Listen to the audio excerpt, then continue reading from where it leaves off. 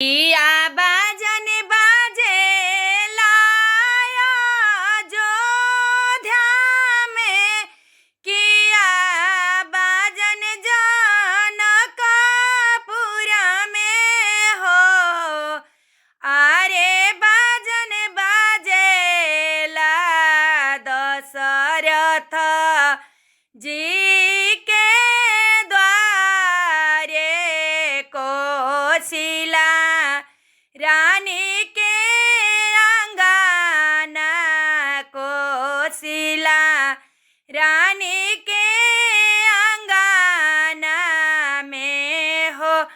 अरे बाजन बाजेला दशरथ जी के द्वारे, कौशिला रानी के अंगना, कौशिला रानी के अंगना में हो।